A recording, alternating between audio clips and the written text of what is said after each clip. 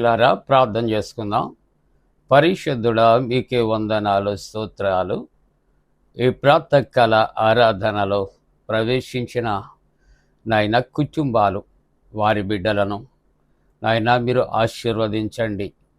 నాయన నీ సన్నిధి నిత్యము తండ్రి నాయన మాతో ఉంచుమని, నాయన వాక్య ధ్యానాల్లో పాల్గొంటున్న వారిని, వారి బిడ్డలను సకల ఆశీర్వాదాలతో నింపమని యేసు ప్రభు పరిశుద్ధ నామమున వేడుకొనుచున్నాం తండ్రి. ఆమేన్.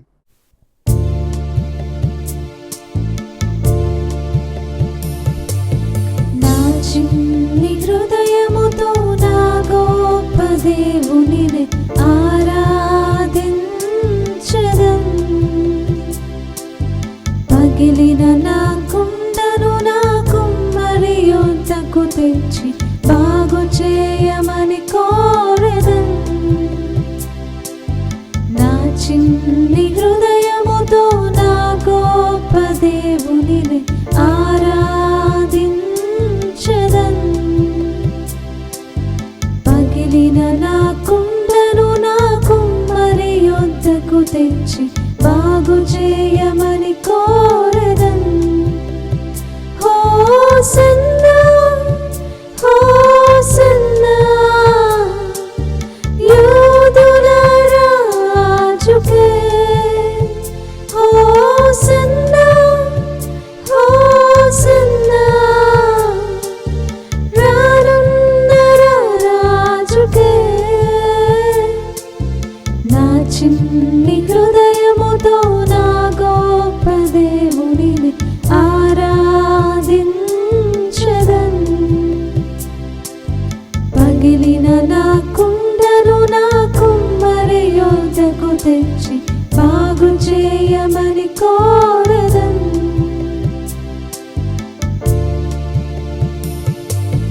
మట్టి నుండి తీయబడితిని, మరలా మట్టికే చేరుదును.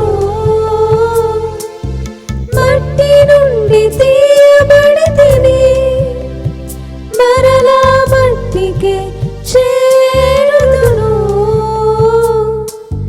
మన్నైన నేను మహిమగా మారుటకు నీ మహిమను విడచితివే.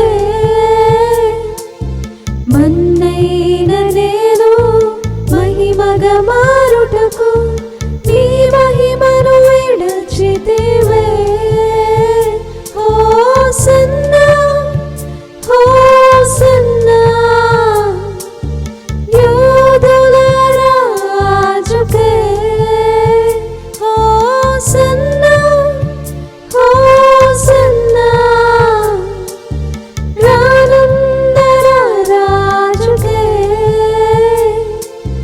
నా చిన్ని హృదయముతో నా గొప్ప దేవునిని ఆరాధించెదన్. పగిలిన నా కుండను నా కుమ్మరి యొద్దకు తెచ్చి బాగు చేయమని కోరెదన్. ప్రియులారా, ప్రభు పేరిట మీకు శుభాలు. జన్మదినాలు, వివాహ దినాలు జరుగుతున్నటువంటి మరి యొక్క కుటుంబాలకు, బిడ్డలకు యేసుక్రీస్తు ప్రభు పరిశుద్ధ నామమున పండు friends and sisters YouTube channel ద్వారా శుభాకాంక్షలు తెలియజేస్తున్నా. మీ కొరకు ప్రార్థన చేస్తూ ఉన్నాం. దేవుడు మిమ్మలను దీవించునుగాక. మంచిదండి. అంతా క్షేమంగా ఉన్నారా? సంతోషంగా, ఆనందంగా ఉన్నారా? దేవునికి వందనాలు చెల్లిస్తున్నాం.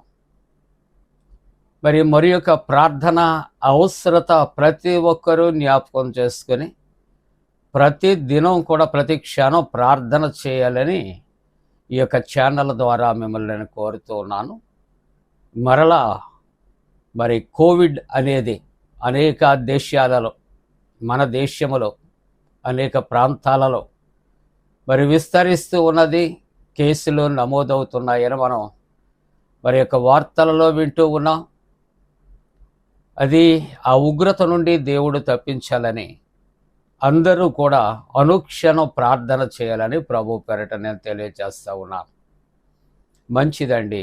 ఈ ప్రాతకాల ఆరాధన కొరకు దైవ వాక్యాన్ని కలిసి చదువుకుందాం. అందరము కూడా పరిశుద్ధ గ్రంథాలు తెరచి పేతురు రాసిన మొదటి పత్రిక 1వ అధ్యాయము 4వ వచనాన్ని కలిసి చదువుకుందాం. 4వ వచనము, మృతులలో నుండి యేసుక్రీస్తు తిరిగి లేచుట వలన జీవముతో కూడిన నిరీక్షణ మనకు కలుగునట్లు, అనగా అక్షయమైనదియు నిర్మలమైనదియు వాడబారినదియునైన స్వాస్థ్యము మనకు కలుగునట్లు ఆయన తన విశేష కనికరము చెప్పున మనలను మరలా జన్మింపచేశాను. ప్రియమైన దేవుని యొక్క కుటుంబీకులారా, ఈవేళ మన యొక్క వాక్యాంశం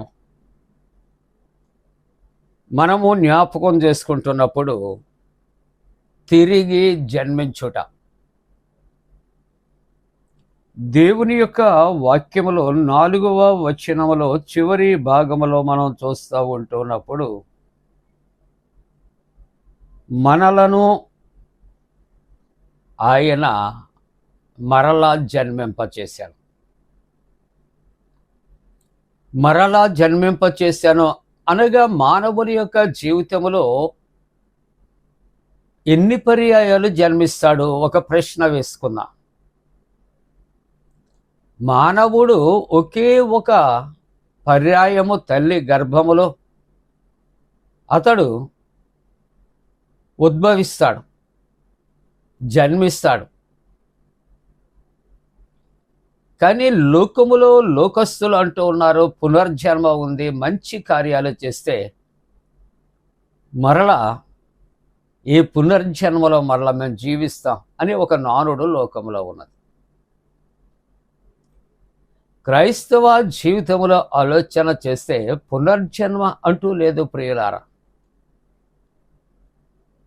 అయితే ఈవేళ మనం చదువుకున్నటువంటి వాక్య భాగములో ఆయన మనలను మరలా జన్మింపచేశాను లేక తిరిగి జన్మించుట అనేది ఆలోచన చేస్తూ ఉన్నప్పుడు భౌతిక సంబంధమైనటువంటి జీవితము కాదు, జననము కాదు, ఆత్మీయ సంబంధమైన జీవితానికి ఈ మాటలు వర్తింప చేస్తున్నాయి అని జ్ఞాపకం చేసుకుంటూ ఉన్నాం. మానవుని యొక్క జీవితంలో పుట్టుక తోడనే పాపము వెంటాడుతూ ఉన్నది అనే మాటలు దైవవాక్యం జ్ఞాపకం చేస్తూ, ఏ భేదము లేదు, అందరూ పాపము చేసి దేవుడు అనుగ్రహించే మహిమను పొందలేకపోతున్నారు. నీతిమంతుడు లేడు, ఒక్కడూ లేడు, అందరూ పాపము చేశారు అని దైవవాక్యం రోమపత్రికలో సెలవిస్తున్నారు. ప్రతి మానవుని యొక్క జీవితంలో మానవుడు జన్మించినప్పుడు నుండి కూడా, అనగా తల్లి గర్భములో ఉంటుండగా జన్మ పాపము, పుట్టిన తరువాత మానవునికి కర్మ పాపము అంటుతూ ఉన్నది అనే మాటలు జ్ఞాపకం చేస్తూ ఉన్నాయి. అందుకనే దైవవాక్యములో 51వ సంకీర్తన 2వ వచనములో చూస్తే, నా పాపము పోవునట్లు నన్ను పవిత్రపరచుము, పాపములో నా తల్లి నన్ను గర్భము ధరించాను. ఈ మాటలు మనము జ్ఞాపకం చేసుకుంటున్నాం. జన్మ పాపము, కర్మ పాపము. తల్లి గర్భంలో ఉన్నప్పుడు మనకు పాపం అంటుతూ ఉన్నది, పుట్టిన తర్వాత చేసిన పనులు కర్మ పాపము అంటుతూ ఉన్నది. కాబట్టి మానవుడు పరలోక రాజ్యంలో ప్రవేశించాలి అంటే విశేషంగా తిరిగి జన్మించాలి అంటే భౌతికంగా కాదు, ఆధ్యాత్మికమైనటువంటి స్థితిలో అనే మాటలు జ్ఞాపకం చేస్తున్నాయి. కాబట్టి మనం లోకములో కాదు, క్రీస్తు ప్రభువులో మనం జన్మించాలి. అందుకనే ఒక మంచి ఉదాహరణ యోహాను సువార్త 3వ అధ్యాయం 3వ వచనములో మనం చూస్తూ ఉంటూ ఉన్నప్పుడు, యూదులు అధికారి అయిన నికోదేము అను ఆయనట రాత్రి సమయంలో యేసు ప్రభు దగ్గరకు ఆయన వచ్చాడు. ఆ యొక్క నికోదేము రాత్రికాల సమయంలో వచ్చి యేసుక్రీస్తు ప్రభుని అడుగుతున్నాడు, బోధకుడా, నీవు దేవుని యొద్ద నుండి వచ్చినటువంటి బోధకుడు అని మేము ఎరుగుదాము. దేవుడు అతనికి తోడై ఉంటేనే కానీ నీవు చేయుచున్న సూచక క్రియలు ఎవడూ చేయలేడని ఆయనతో చెబుతూ ఉంటున్నప్పుడు ఈ 3వ అధ్యాయం 3వ వచనంలో యేసుక్రీస్తు ప్రభు నికోదేముతో ఆయన చెప్పుచున్నటువంటి మాటలు, అందుకు యేసు అతనితో, ఒకడు క్రొత్తగా జన్మించాలి. దీనిని నికోదేము ఏ విధంగా అర్థం చేసుకుంటున్నాడంటే మళ్ళీ తల్లి గర్భములో జన్మించాలి అనే ఆలోచన భౌతిక సంబంధంగా, లోక సంబంధంగా ఆలోచన చేస్తూ ఉంటూ ఉన్నాడు. అందుకు యేసు అతనితో, ఒకడు క్రొత్తగా జన్మించితేనే కానీ అతడు దేవుని రాజ్యము చూడలేడని నీతో నిశ్చయముగా చెప్పుచున్నాను. 4వ వచనములో నికోదేముకు వచ్చినటువంటి ఆలోచన, అయ్యా ముసలివాడైపోయాను, నేను మరలా తిరిగి నా తల్లి యొక్క గర్భములో నేను జన్మించగలను? ఈ యొక్క సంశయాన్ని యేసు ప్రభుతో ఆయన పంచుకుంటూ ఉంటుండగా 5వ వచనంలో యేసు ప్రభు ఆత్మీయమైనటువంటి సత్యాలు, ఆత్మీయ గూఢార్థాలు తెలియచేస్తూ అంటాడు, ఒకడు నీటి మూలముగాను ఆత్మ మూలముగాను జన్మించితేనే గాని దేవుని రాజ్యంలో ప్రవేశించలేడు. చూసారా ఎలాగూ జన్మించాలట? నీటి మూలముగా, ఆత్మ మూలముగా. కాబట్టి మనము ప్రభువు బిడ్డలముగా మనం జన్మించాలి అంటే మనము బాప్తిస్మ నిర్ధారణలు పొందాలి. ప్రభు యొక్క బలను సమీపించి ఆయన యొక్క శరీర రుధిరాలు మనము భక్తి భావముతో స్వీకరించవలసినటువంటి అవసరం. అంతవరకు లోకస్తులుగా పాపములోనే మనం జన్మించాం. కానీ ఎప్పుడైతే ఈ యొక్క దేవుని యొక్క నామం పేరట నీటి మూలముగా, ఆత్మ మూలముగా మనం జన్మిస్తూ ఉన్నామో అప్పుడే దేవుని యొక్క రాజ్యానికి వారసులుగా ఉంటున్నాం. 6వ వచనంలో అంటాడు, శరీర మూలముగా జన్మించినది శరీరం, ఆత్మ మూలముగా జన్మించినది ఆత్మయు అయ్యున్నారు. 2 కొరింథీ 5:17 అంటాడు, ఎవడైనను క్రీస్తునందు ఉన్న ఎడల వాడు నూతన సృష్టి.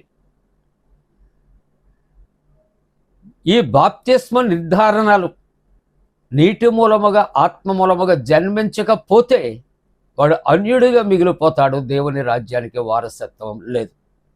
అందుకే ముగింపుగా అపోస్తల కార్యాల్లో నపుంసకుడు కందాకి రాణి దగ్గర కోశాధికారిగా ఉంటున్నాడు. అతడు యెరూషలేములో ఆరాధించి తిరిగి వెళ్ళిపోతూ ఉంటుండగా దేవుని యొక్క ఆత్మ ఫిలిప్పును కొనిపోయింది. ఫిలిప్పు ఆ రథం మీదకి ఎక్కి ఆ యెషయా గ్రంథం చదువుతూ ఉంటాడుగా, వివరించి ఉంటాడుగా, ఆ నపుంసకుడు అంటాడు రథమును ఆఫ్ చేసి, ఇదిగో ఇక్కడ నీరు ఉన్నది, బాప్తిస్మం ఇచ్చడానికి ఏమైనా నీకు ఆటంకమా? వారిద్దరూ నీటిలో దిగారట. ఫిలిప్పు ఆ కుశాధికారికి బాప్తిస్మాన్ని ఇచ్చాడు. ఒకటి నీటి మూలముగాను, ఆత్మ మూలముగాను జన్మించాలి. తిరిగి జన్మించుట అనగా ప్రభువులో ఆత్మీయంగా మనం జన్మించాలి. లోకస్తులముగా కాదు, కానీ లోకములో ఉన్న పాపం అనగా కర్మ పాపం, జన్మ పాపం వెంటాడుతూ ఉన్నది. కాబట్టి అందరమును కూడా ప్రభు యొక్క రక్తంలో మనం కడగబడాలి. అలాగ ఉండటానికి దేవుడు తన పరిశుద్ధాత్మ కూడిన మనపై మెండుగా కుమరించులోగాక. ఆమేన్. ప్రియులారా, ముగింపు ప్రార్థనతో ఏకీభవిందా. మహోన్నతుడా, పరిశుద్ధుడా, మా మంచి కాపరి, నీకు ఉదయకాలము మేమందరము కలిసి నీకు స్తుతులు స్తోత్రాలు చెల్లిస్తూ ఉన్నాం. విత్తబడిన వాక్యానుసారముగా జీవించినట్లు కృప చేయమని ప్రార్థన చేస్తూ ఉంటున్నా. ప్రభువా, ఇదిగో తండ్రి, మరి పరీక్షలు వ్రాస్తున్న బిడ్డలు, వ్రాసిన బిడ్డలకు జయము కలుగు చేయండి. ఎంసెట్, నీట్ ఎగ్జామ్ రాసినటువంటి బిడ్డలు కూడా సక్సెస్ అవ్వటానికి కృప చేయండి. ఇంటర్వ్యూస్లో ఉన్నటువంటి బిడ్డలు మంచి ఉద్యోగాలు పొందుకుంటారు కృప చేయమని ప్రార్థన చేస్తున్నా. ప్రభువా, శారీరకంగా బలహీనులయ్యున్న బిడ్డలు, గుండె బలహీనతతో ఉన్నటువంటి బిడ్డలను, నాయన గాయపడినటువంటి బిడ్డలను స్వస్థపరచండి. గర్భిణీ స్త్రీలు సుఖప్రసవము కొరకు ప్రార్థన చేస్తూ ఉన్నా. సంతానము కొరకు ఎదురు చూస్తున్న కుటుంబాలు సత్సంతానం కలుగు చేయండి. వివాహ వ్యవస్థలో ప్రవేశించే యవనస్తుల కొరకు ప్రార్థిస్తూ ఉన్నా. అలాగే మా దేశము కొరకు నైనా రక్షణ కొరకు ప్రార్థిస్తున్నా.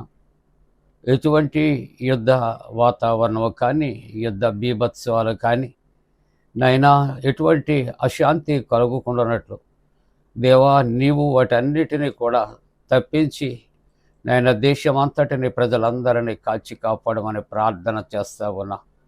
దేవ, ఆరాధిస్తున్న ప్రతి కుటుంబము కొరకు, జన్మదినాలు వివాహ దినాలు జరుపుకుంటున్న కుటుంబాలు సకల ఆశీర్వాదాల కొరకు ప్రార్థిస్తూ యేసు ప్రభు పరిశుద్ధ నామమున వేడుకొనుచున్నాము తండ్రి, ఆమేన్.